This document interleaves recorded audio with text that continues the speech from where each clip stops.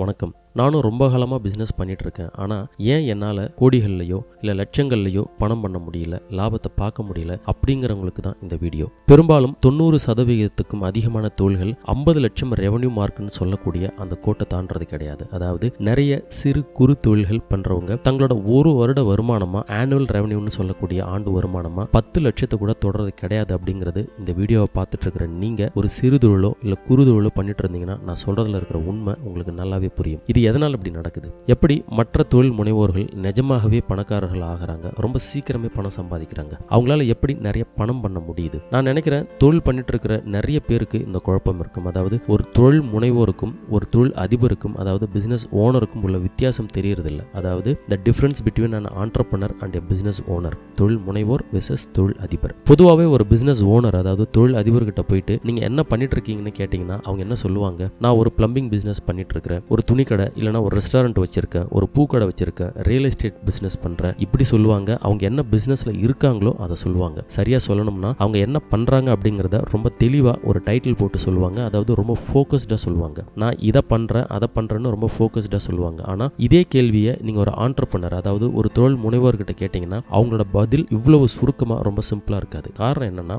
நம்ம ஆண்டர்பிரனர்ஸா ஒரு தொழில் முனைவோரை என்ன பண்றோம்னா, அதாவது நம்மளோட பிரைமரி ஃபோக்கஸ்ன்னு சொல்லக்கூடிய முதன்மையான கவனம் என்னன்னா, புதுமையான யோசனைகள் மூலமாகவும் அதை செயல்படுத்துறது மூலமாகவும் தான் நம்ம பணம் சம்பாதிக்கிறோம். அதனால தான் ஒரு தொழில் முனைவோர்கிட்ட, அதாவது ஒரு ஆண்டர்பிரனர் கிட்ட போயிட்டு நீங்க என்ன பிசினஸ் பண்ணிட்டு இருக்கீங்கன்னு கேட்டீங்கன்னா அதுக்கு அவ்வளவு எளிதா பதில் சொல்லிட முடியாது. காரணம், அவங்க பல தரப்பட்ட வருமானத்தை ஈட்டுறதுக்காகவும் பணம் சம்பாதிக்கவும் பல விஷயங்களை செய்துட்டு இருப்பாங்க. இதுதான் என்னோட பிசினஸ், நான் இதை தான் பண்ணிட்டு இருக்கேன்னு ஒரு கன்சிஸ்டன்சியோட ஒரே ஒரு தொழிலோட தொடர்பு படுத்தி சொல்றது அப்படிங்கிறது ரொம்பவுமே கஷ்டம். அதனால தான் தொழில் முனைவோராக இருக்கிற நாம என்ன பண்றோம் அப்படின்னா, சிறு குறு தொழில்களை தொடங்குறோம், அந்த தொழிலை வளர்த்து எடுக்கிறோம், அப்புறம் அதையே இன்னொரு பாதைக்கு திருப்புறோம், தேவைப்பட்ட அந்த பிசினஸை விற்கிறோம். அதாவது பெரும்பாலான ஆண்டர்பிரனர்ஸ் சொல்லக்கூடிய தொழில் முனைவோர்கள் we start companies, we grow companies, we turn around companies and we do it all over again. பெரும்பாலும் அடுத்தது இதே பேட்டர்னை தான் திரும்பவும் முதல்ல இருந்து தொடங்குறத பார்க்கலாம். இந்த மாதிரி விஷயங்களை சில நேரங்களில் நீங்க வெவ்வேறு வடிவங்களில் பார்க்கலாம். உதாரணத்துக்கு சொல்லணும் அப்படின்னா, ரிச்சர்ட் பிரான்சன் ஒரு ஐரோப்பிய ஆண்டர்பிரனர் இருக்காரு. அவர் சுயமா தன்னோட காலத்திலேயே தொடங்கின பிராண்ட் தான் வெர்ஜின் அப்படிங்கிற ஒரு பிராண்ட். பல வருடங்களுக்கு முன்னே இந்தியாவில் கூட இவங்களோட டெலிகம்யூனிகேஷன் பிராண்ட் டாடா கூட சேர்ந்து வெர்ஜின் மொபைல்ஸ் இருந்தாங்க. பல பேருக்கு இது தெரிஞ்சிருக்கலாம். சரி, ஒரு ஆண்டர்பிரனருக்கான உதாரணத்துக்காக தான் நான் இங்க ரிச்சர்ட் பிரான்சனை பத்தி சொன்னேன். அதாவது வெர்ஜின் அப்படிங்கிற பிராண்ட் பல வடிவங்கள்ல, பல துறைகள்ல, பல வெர்டிகல்ஸ்ல இருக்காங்க. அதாவது Virgin Wines, Virgin Airlines, Virgin Hotels, Virgin Money, Virgin மீடியான்னு பல வடிவங்கள்ல தங்களோட தொழிலை பண்ணிட்டு இருக்காங்க. இப்படி நம்ம நாட்டிலையும் பல பிராண்ட்ஸ் இருக்கு. சரியா சொல்லணும்னா ஒரு ஆண்டர்பிரனர், அதாவது ஒரு தொழில் முனைவோரை நீங்க இன்னைக்கு பார்த்து இப்போ என்ன பண்ணிட்டு இருக்கீங்கன்னு கேட்டீங்கன்னா அவங்க இப்போ பண்ணிட்டு இருக்கிற ஒரு பிசினஸ் ப்ராஜெக்டை பத்தி சொல்லுவாங்க. அவங்களே ஒரு 6 மாசம் கழிச்சு இப்போ என்ன பண்ணிட்டு இருக்கீங்கன்னு கேட்டீங்கன்னா அவங்க தொடங்கின அந்த புது ப்ராஜெக்ட்ல இருக்கிற டெவலப்மெண்ட்ஸை பத்தி சொல்லுவாங்க. இப்போ அந்த பிசினஸ் எப்படி போயிட்டு இருக்கு, என்னவெல்லாம் புதுமையை அவங்க பிசினஸ்ல பண்ணியிருக்காங்க அப்படிங்கறத பத்தி சொல்லுவாங்க. இன்னும் ஒரு 2-3 வருஷம் கழிச்சு பாத்தீங்கன்னா வேற ஒரு பிசினஸ் ஆரம்பிச்சதை பத்தி சொல்லுவாங்க. ஆனா இங்க ஒரு விஷயத்தை நல்லா கவனிங்க. அதாவது நான் இங்க ஷைனி ஆப்ஜெக்ட் சிண்ட்ரம்னு சொல்லுவாங்களே, அந்த மாதிரியான விஷயத்த சொல்லல. ஷைனி ஆப்ஜெக்ட் சிண்ட்ரம்னா ஏதாவது ஒரு விஷயத்த பண்ணிட்டு இருப்பாங்க, அப்புறம் லேட்டஸ்ட் ட்ரெண்ட்னு சொல்லி ஏதாவது வந்துச்சுன்னா உடனே அதுக்கு ஜம்ப் பண்ணுவாங்க, அப்புறம் வேற ட்ரெண்ட்னு வரும்போது அதுக்கு தாவுவாங்க. அப்படிப்பட்ட விஷயத்தை நான் இங்க சொல்லல. ஒரு ஆண்டர்பிரனர் என்ன பண்ணுவாருன்னா நிறைய விஷயங்களை பல மாதிரியான வடிவங்கள்ல பண்ணுவாங்க. ஆனாலும் அந்த பிசினஸ் அப்படிங்கிற வட்டத்தை விட்டு வெளியே போக மாட்டாங்க. அதாவது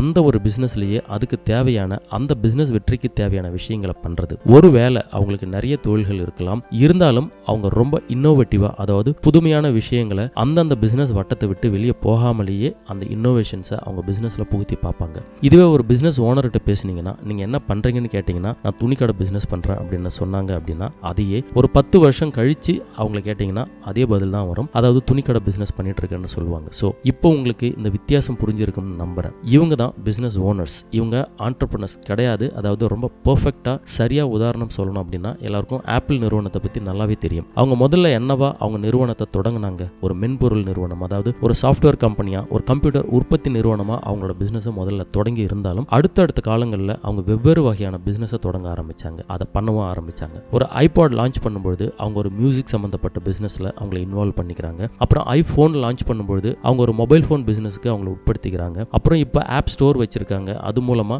எது வித்தாலும் அவங்களுக்கு அதுல 30% ஸ்டேக் வச்சிருக்காங்க. இப்போ அவங்க என்ன பிசினஸ் பண்ணிட்டு இருக்காங்க அப்படின்னா ஆப் பிசினஸ், இல்லைன்னா மொபைல் பேஸ்ட் காமர்ஸ் பிசினஸ் சொல்லலாம். ஸோ எக்கோ சிஸ்டம்னு சொல்லக்கூடிய ஒரு நெட்வொர்க்கை உருவாக்கி அவங்களோட எல்லா பிசினஸையும் அதில் இணைக்கிறாங்க. அப்போ ஆப்பிள் நிறுவனம் என்ன தொழில் பண்றாங்கன்னு கேட்டீங்கன்னா கொஞ்சம் சிரமமான விஷயம் தான். இன்னமும் அது வெறும் கம்ப்யூட்டர் தயாரிக்கிற ஒரு நிறுவனம் கிடையாது. அதெல்லாம் தாண்டி ஒரு பெரிய வட்டம் தான் அவங்களோட பிசினஸ் மாடல். இப்போ இதுதான் ஒரு ஆண்டர்பிரனருக்கான சரியான உதாரணம். நம்ம நாட்டில் பார்த்தீங்க அப்படின்னா விப்ரோ அப்படிங்கிற நிறுவனம் நம்ம எல்லாருக்குமே தெரியும். ஆனா விப்ரோ நிறுவனத்தை எல்லாருக்கும் ஒரு கம்ப்யூட்டர் சம்பந்தப்பட்ட நிறுவனமாக தான் தெரியும். அதே மாதிரி அவங்களோட ஆரம்ப தொழிலும் அதுவாக தான் இருந்துச்சு. ஆனா இப்போ விப்ரோ ஹோம் கேர் பொருட்கள் தயாரிப்புல இருந்து மருத்துவ உபகரணங்கள், எலக்ட்ரானிக் பொருட்கள், கன்சியூமர் எலக்ட்ரானிக்ஸ், கன்சியூமர் பேக்கேஜ் ஃபுட்ஸ்னு பல துறைகளில் கால் பதிச்சு அதில் வெற்றிகரமாகவும் இயங்கிட்டு இருக்காங்க. அதனால ஒரு ஆண்டர்பிரனரை நீங்க எப்படி பார்க்கலாம்னா ஒரு தொழிலுக்குள்ள அது சார்ந்த வேற பல தொழில்களை உருவாக்கி இருப்பாங்க. இல்லைனா மல்டிபிள் செக்மெண்ட்ஸ் சொல்லக்கூடிய பலதரப்பட்ட தொழில்களை கட்டமைச்சிருப்பாங்க. இதனால அவங்களுக்கு மல்டிபிள் சோர்சஸ் ஆஃப் இன்கம் வந்துட்டு இருக்கும். அதாவது வருமானத்துக்காக பல ஆதாரங்களை உருவாக்கி இருப்பாங்க, வருமானத்துக்காக பல விதைகளை போட்டிருப்பாங்க. இவங்க தான் தொழில் முனைவோர்கள், ஆண்டர்பிரனர்ஸ். பாட்டம்ல இருந்து டாப் வரைக்கும் செயின் மாதிரி ஒரு தொடர் தொழில் வளையத்தை, அதாவது தொழில் வலையை உருவாக்கி வச்சிருப்பாங்க. இதுதான் ஒரு பிசினஸ் ஓனருக்கும் ஆண்டர்பிரனருக்கும், அதாவது தொழில் முனைவோருக்கும் உள்ள வித்தியாசம். இப்படித்தான் தொழில் முனைவோர்கள் ஒரு பிசினஸ் ஓனரை விட வெகு சீக்கிரம் பணக்காரர் ஆகிறாங்க. அதாவது நிறைய புதுமையான சிந்தனைகளை உருவாக்கிக்கிட்டே இருப்பாங்க. இதை எப்படி இன்னும் சரியா பண்ணலாம், இந்தந்த விஷயங்களை எப்படி புதுமையா பண்ணலாம், ஒரு தொழிலுக்கான இல்லைனா ஒரு சர்வீஸ்க்கான வேல்யூ மதிப்பு கூட்டுறதுக்கு என்னவெல்லாம் பண்ணலாம், அதனால அந்த தொழிலை எப்படி லாபகரமா மாற்றலாம், இப்படி புதுமைகளை நிறைய தொழில் முறைகளை கையாளுறதை பத்தி யோசிச்சு அதை நடைமுறைப்படுத்துறதுக்கான சாத்தியக்கூறுகளை பார்ப்பாங்க. நம்ம எல்லாருமே டிஸ்னி அப்படிங்கிற ஒரு நிறுவனத்தை பத்தி கேள்விப்பட்டிருப்போம். முன்னொரு காலத்துல டிஸ்னி அப்படின்னாலே அது ஒரு பெரிய தீம் பார்க் தான், வால்ட் டிஸ்னி லேண்ட்னு சொல்லுவாங்க. ஆனா இன்னைக்கு இந்தியாவில் டிஸ்னின்னு சொன்னாலே அது டிஸ்னி ஹாட் ஸ்டார்னு சொல்ற அளவுக்கு அவங்களோட பிசினஸ் வெர்டிகல் அவங்களோட இந்த ஆப் பேஸ்ட் பிசினஸ்க்கு மதிப்பு சேர்த்திருக்கு. டிஸ்னி சேனல் இருக்கு, டிஸ்னி க்ரூஸ் இருக்கு, அதாவது ஹாலிடே அண்ட் என்டர்டைன்மெண்ட் துறையில நிறைய வேல்யூ சேர்த்திருக்காங்க. அது இல்லாம லைசன்சிங் பிசினஸ், மெர்ச்சன்டைசிங் பிசினஸ்னு அவங்களோட பிசினஸ் பார்வையை விசாலமா ஆக்கியிருக்காங்க. அதாவது ரொம்ப குறுகிய பார்வையோட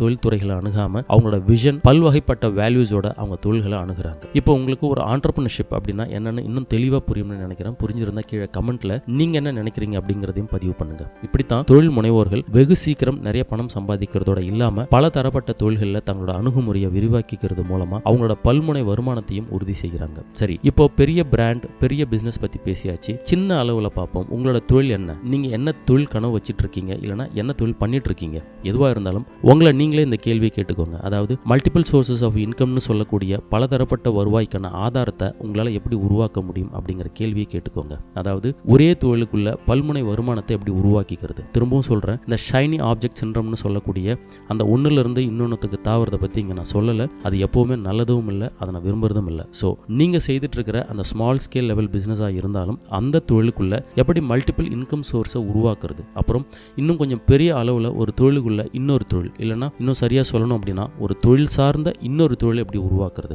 ஒரு கட்டிடத்துக்கு தூண்கள் இருக்கிற மாதிரி, அதாவது பில்லர்ஸ் மாதிரி, எப்படி ஒரு தூண்ல இருந்து 2, 3ன்னு பல தூண்களை உருவாக்குறது, எப்படி இந்த இன்னோவேஷன் சொல்லக்கூடிய புதுமைகளை உட்புகுத்துறது. இப்படி சிந்திக்கும் பொழுதுதான் நீங்க உங்களை ஒரு தொழில் முனைவோரா, அதாவது ஆண்டர்பிரனரா மாத்திக்க முடியும். இன்னொரு வீடியோவில் சந்திக்கலாம். நன்றி, வணக்கம்.